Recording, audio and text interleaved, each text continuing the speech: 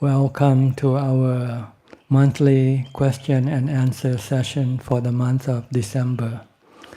We shall begin our first question with our friends from Malaysia. Please wait for the microphone. Please speak to the microphone.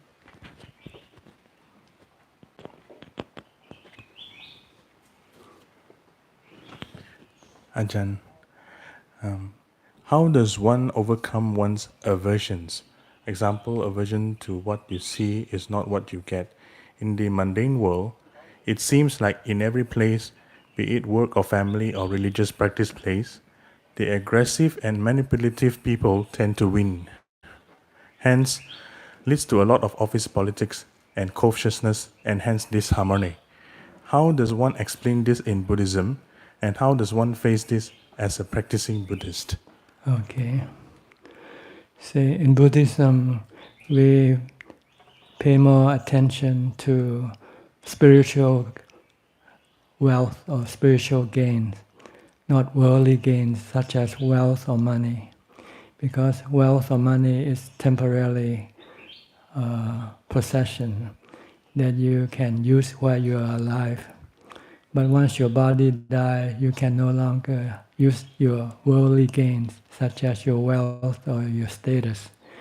You will need the practice of charity, morality, and meditation to give you the refuge or the spiritual wealth that you can rely on after your body dies.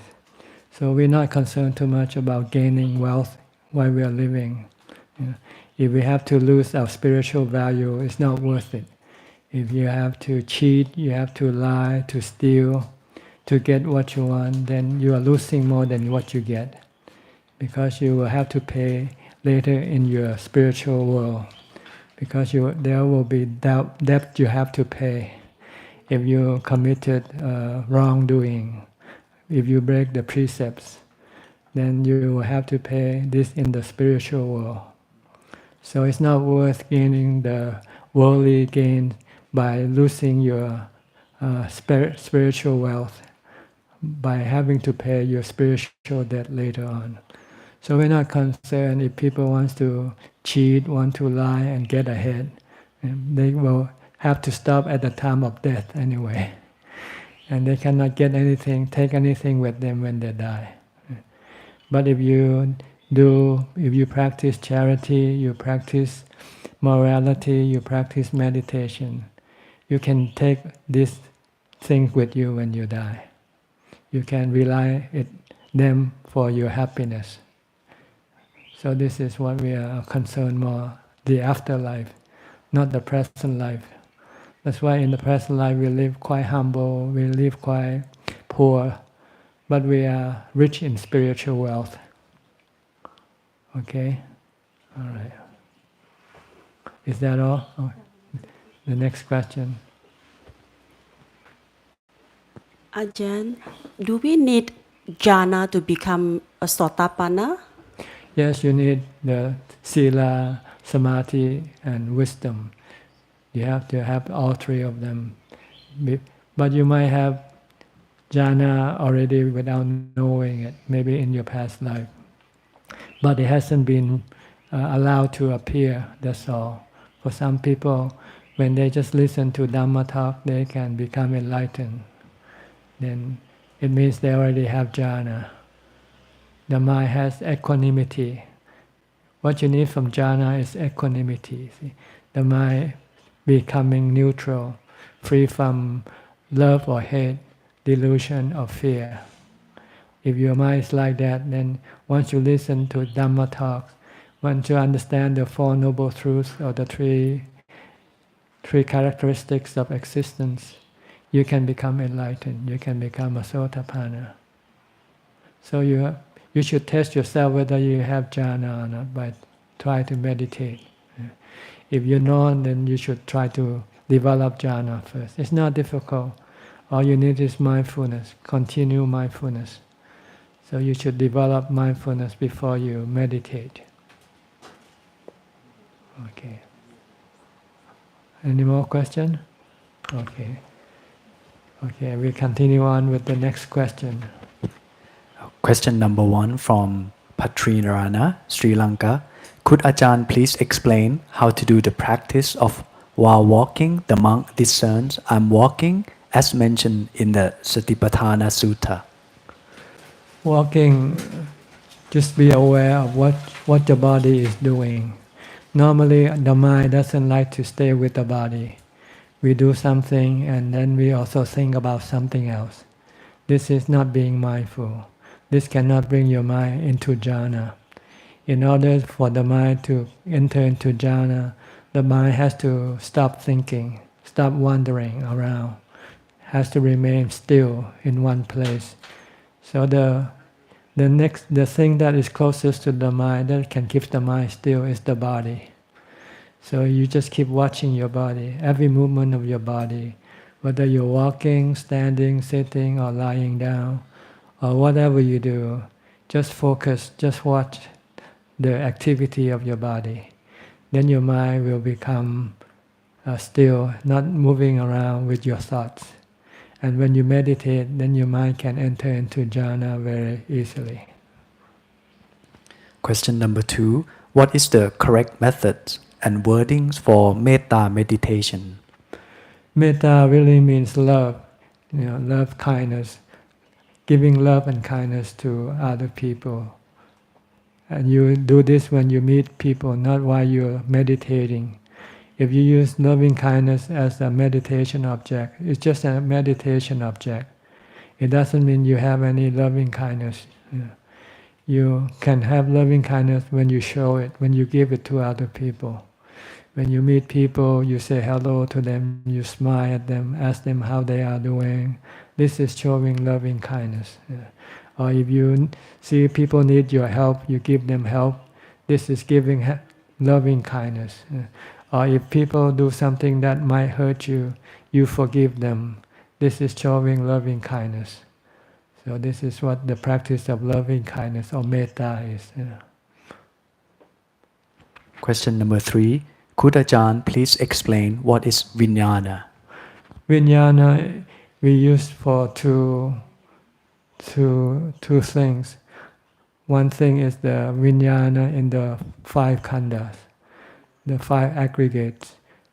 The 5 aggregates composed of 1 rupa, which is the body, vedana, which is feeling, sanya, which is memory or perception, sankhara, which is thinking, and vijnana is being aware of the things that come into the eyes, ears, nose, tongue, and body. This is one kind of vijnana. We call the vijnana in the 5 khandha. This one vijnana connects the body to the mind through the 5 sense doors, through the doors to the eyes, ears, nose, tongue, and body. When anything comes into contact with the eyes, ears, nose, tongue, and the body, vijnana is the one that receives the information and send it to the mind. This is one form of vijnana. Another form of vijnana we refer to the mind itself. When the mind departs, separated from the body, become a spiritual being. This is vijnana also. In Thailand at least we call this vijnana, the spiritual being. When the mind separated from the body, the mind exists without the body, it exists as a spiritual being. We call this a vijnana also. Question number 4. Does a person attain enlightenment first so that he or she no longer has any desire? Or does a person eliminate her desires first in order to be enlightened? Well, it's like which one comes first, the chicken or the egg? So we do both. We try to eliminate our cravings even when we're not enlightened yet, so that it will make it so that when you want to become enlightened, it will come easier. If you have lots of cravings, this craving can be a hindrance to your enlightenment. So you need to eliminate some of your cravings by keeping the precepts, such as the 8 precepts. When you keep the 8 precepts, you curb your cravings for sensual pleasures. But you're not getting rid of it, you're just curbing it. In order to completely eliminate it, you need the practice of bhavana, which is meditation and wisdom. So you first need to cut down the amount of cravings so that it will be easy for you to use the practice of meditation and wisdom to entirely eliminate your cravings.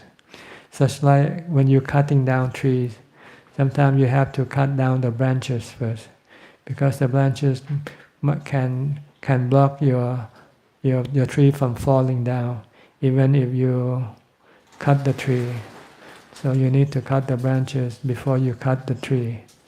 Then after you finish cutting the tree, you have to uproot the roots of the tree. So these practices are like in meditation, in Buddhist practice of getting rid of cravings.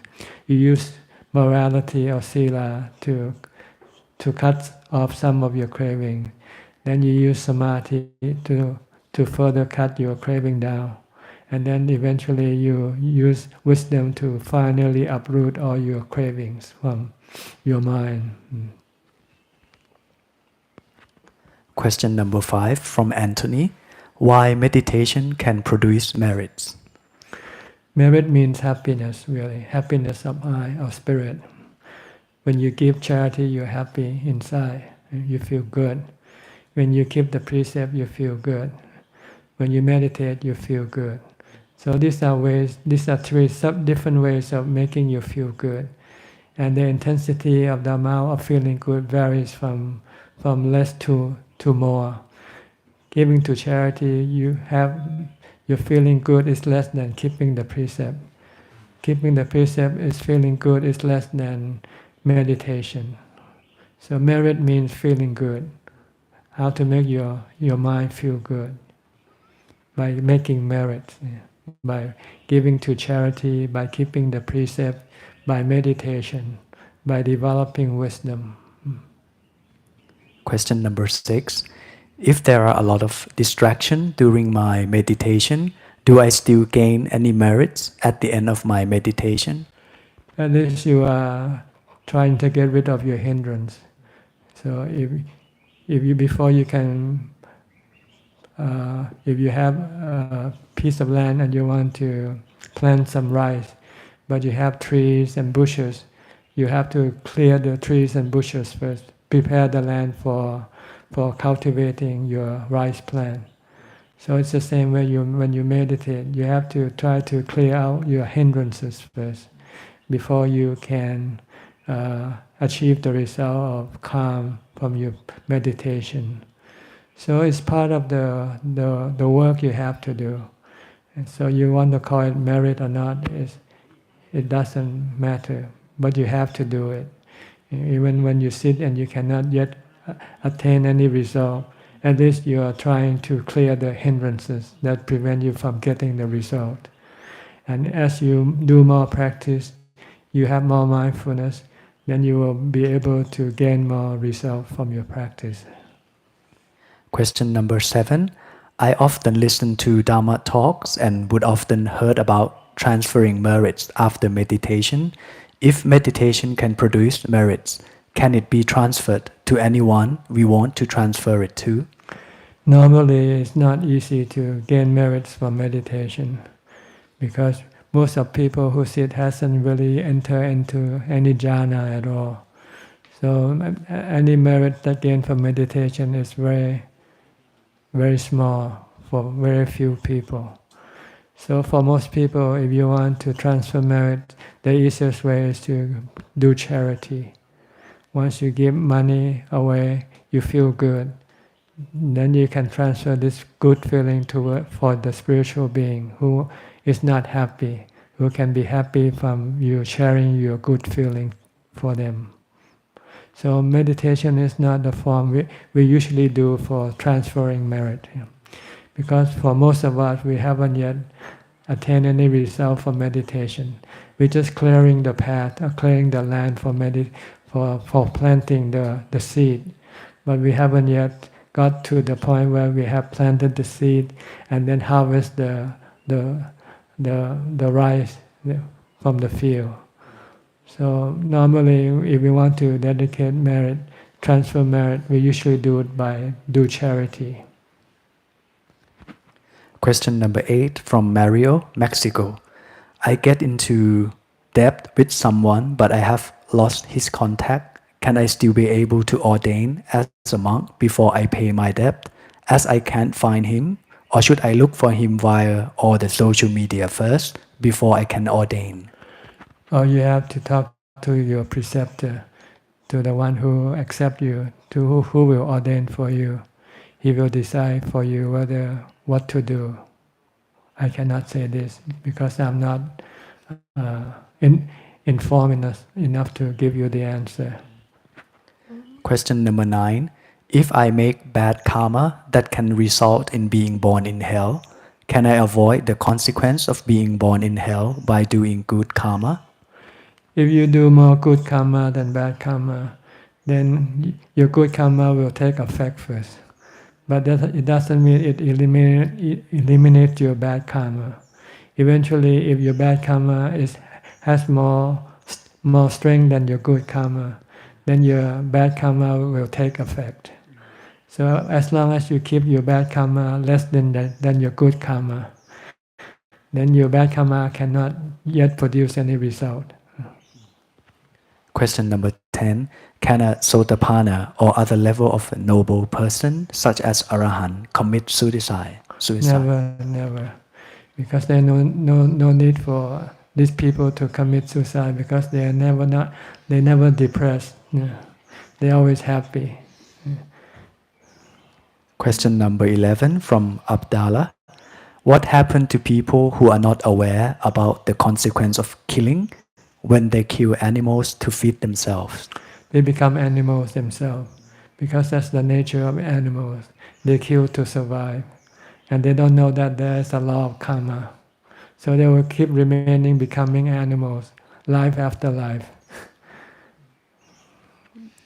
Question number 12 from Max, Malaysia. According to Tukkata Sutta in the Sangyutta Nikaya, there are 3 categories of suffering: suffering caused by pain, suffering caused by formation, and suffering due to change. Can Ajahn elaborate on those? Well, suffering due to pain, this is the physical pain. See, the body gets sick, become painful. This is one form of suffering. Suffering by formation, this means your thought, your thinking, your desire. When you lose something, you want to get it back, and you cannot get it back, then you suffer, you feel bad. This is suffering by formation. Suffering by change is the same thing. When the things that you have change from good to bad, then you suffer. Like a person who you used to love, used to be nice to you, then one day he or she turn and flip over and become bad or not nice to you. This is suffering due to change. Question number 13. When we unknowingly harm others or acquire things by immoral way, we are creating a karma debt. We are indebted to others, which we have to pay them back with interest in the future. Can giving dana pay off our karma debt? No, you have to go make amends with the person that you did something wrong. Say sorry or pay whatever any price to get rid of this debt. If the person say, "Oh, you have to pay me 10,000 baht," if you pay him 10,000 baht, then he will no longer consider you his enemy. So he won't come after you. Question number 14 from Calvin, Malaysia. When I do breathing meditation, there was a point when my mind tells me to let go of the focusing of the breath because it still has attachment in it. When I try to let go of the focus, I feel anxious and I was unwilling to let it go. So should I be focusing on my breath all the time, no matter what happens, or should I let go of my breath at some point? What should I do? You shouldn't let go of your breath. Keep watching it. By watching it doesn't mean you are attached to your breath. You just use your breath as the point of maintaining your calm, your stillness. See, if you have nothing to hold on to, then your mind will start thinking. Then your mind will not become calm. So you need the breath as something to hold on to the mind, to prevent it from thinking. And when the mind starts to think that you should let go of the breath, don't pay attention to that. This is your defilement trying to distract you from meditation.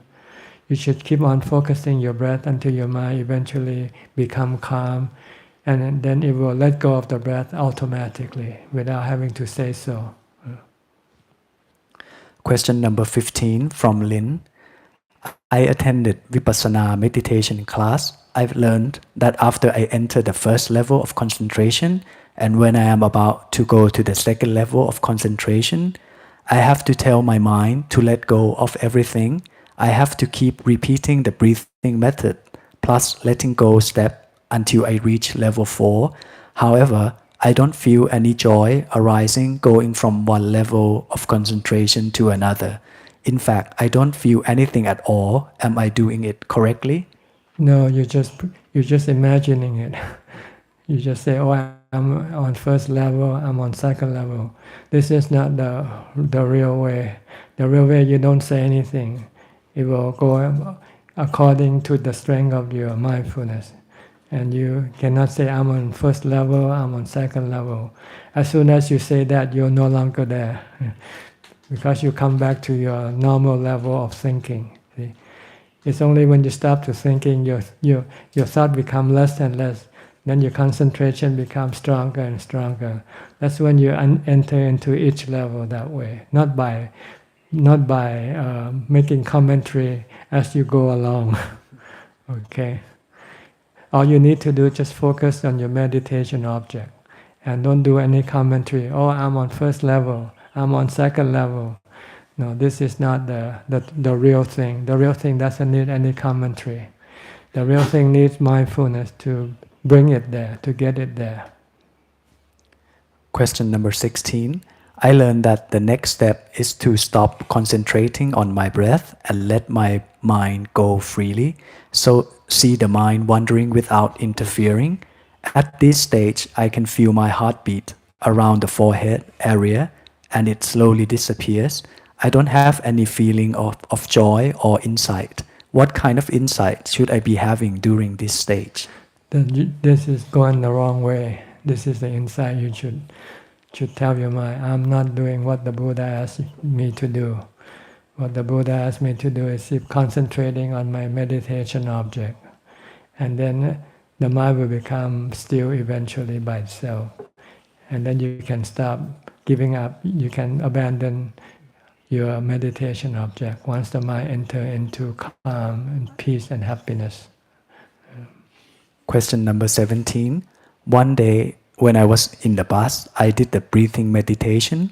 Within 5 minutes, I saw a white light followed by a pair of peaceful eyes looking at me. When I open my eyes, I feel peaceful and calm. I have the understanding and feeling of missing something if I only do breathing meditation. Can Ajahn advise whether I should only do breathing meditation instead of vipassana meditation? When you first start, when you do meditation for calm, you keep on meditating. Don't worry about vipassana. It's a different practice. You do it at a different time. First, you have to pass through the samadhi level before you can go to the vipassana level. So when you're on the samadhi level, you should just concentrate on your meditation object, whether it's your breath or your mantra. And don't pay any attention to any distraction that comes up, such as seeing something or hearing something. Don't pay attention, because then you become distracted and your meditation will stop. You won't go forward. If you want your meditation to continue and enter into the calm realm, then you have to keep concentrating on your meditation object and disregard everything that comes to distract your mind. Don't pay any attention.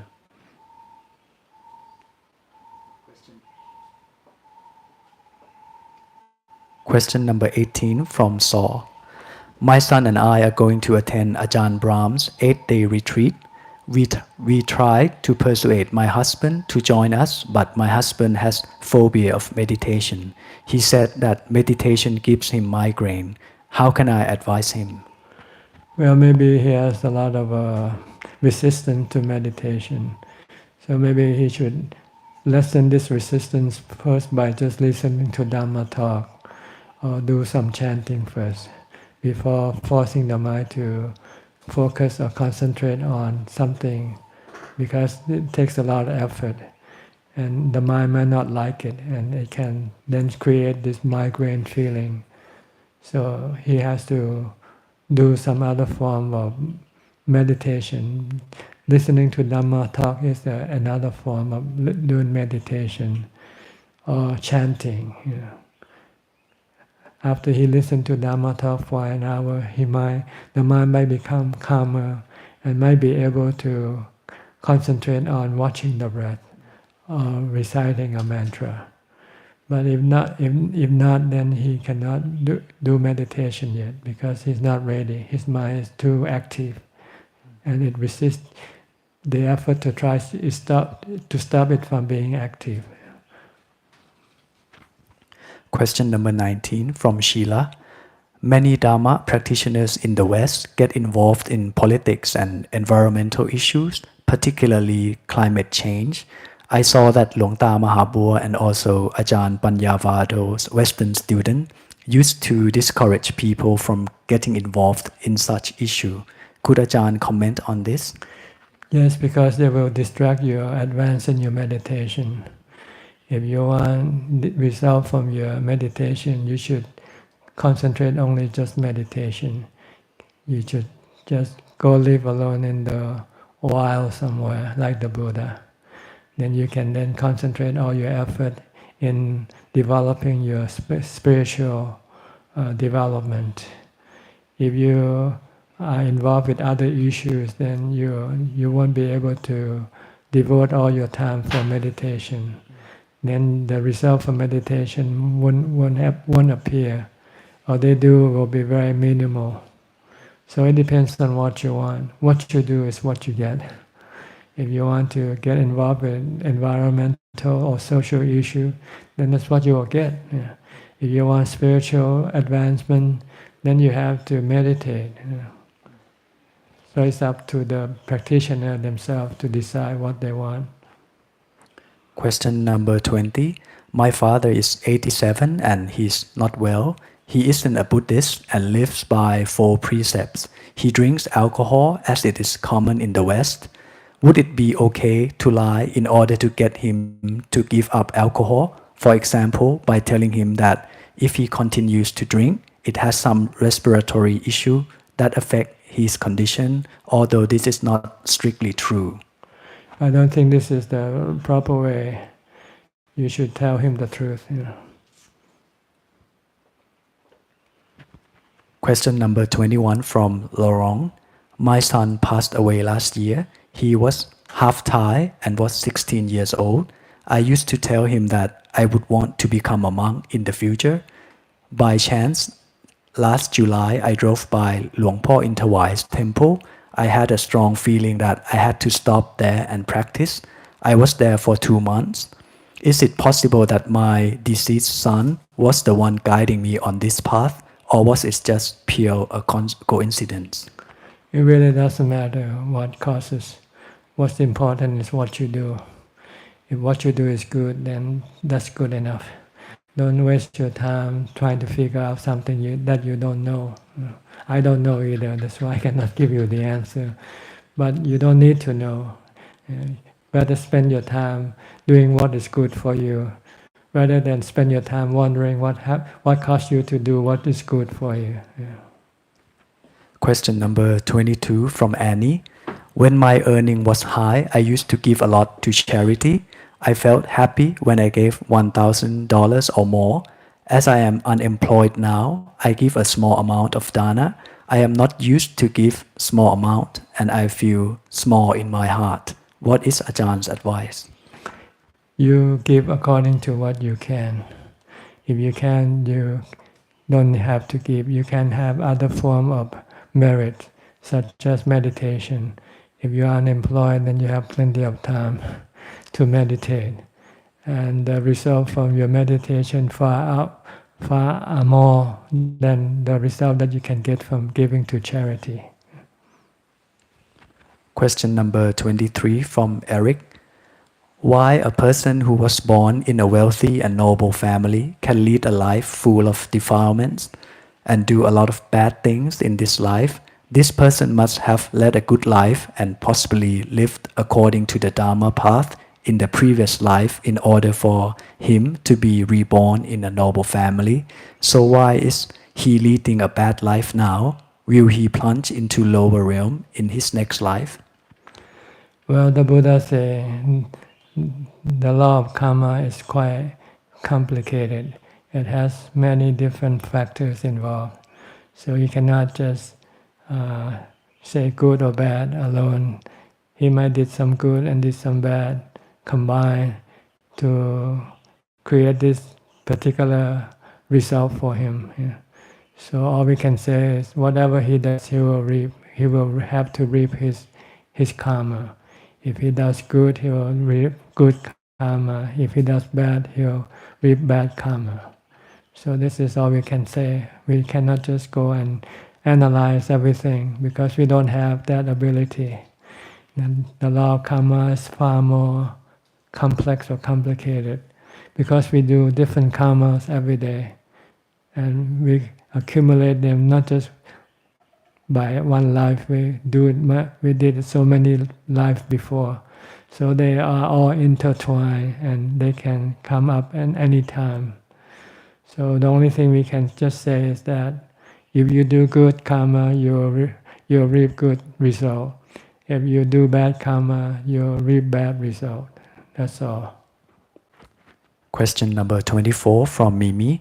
I know a person who has fourth jhana and good vipassana, but yet he still loves to eat good food, to travel and to have relationship, which is no different with another person who cannot meditate. Why is this so? Because he hasn't developed the vipassana on the suffering that you can get from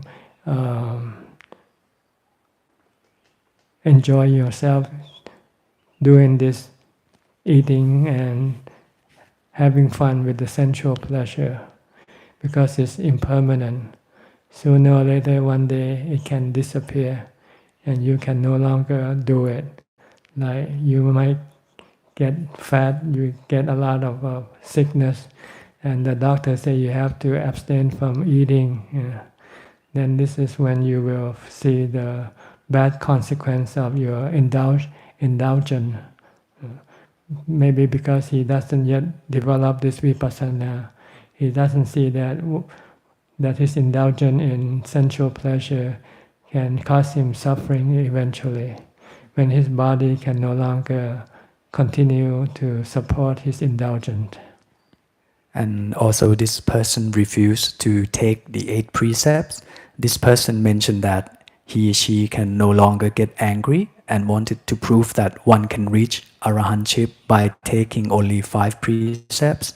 What is Ajahn advice about this person? Just let them be. If they want to prove it, how can you stop them? Do whatever they want to do. If they think they are more intelligent, more wiser than the Buddha, they can find a different path. That's all right with us. Question number 26 from Hua. How can we use the middle way to manage people at work? Because some staffs are lazy, defiant, and need to be disciplined, but we don't want to be too harsh on them. Well, you have to use rationality. Use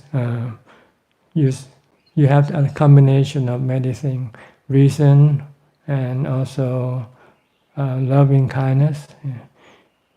But you have to reprimand, you have to punish a person if he does something wrong in order to teach him a lesson.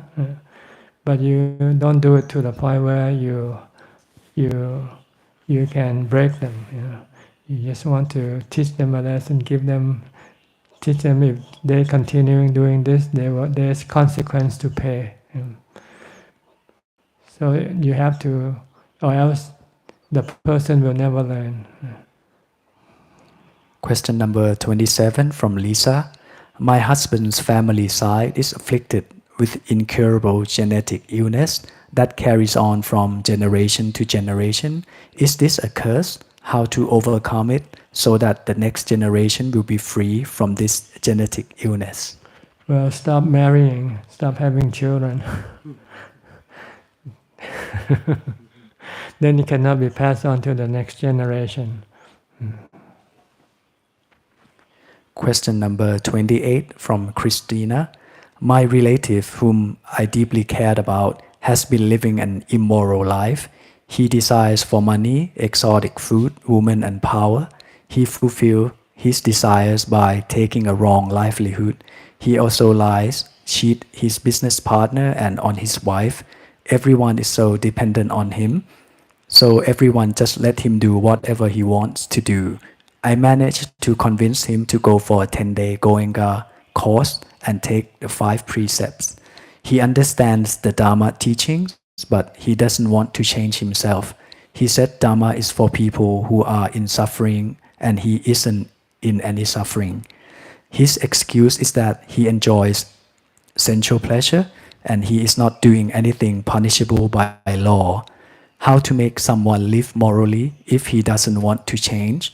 What can I say or do to help him start living morally according to the Dhamma? How do you change banana into apples? Can you change banana into apples? Well, you cannot change people if they want to be what they are.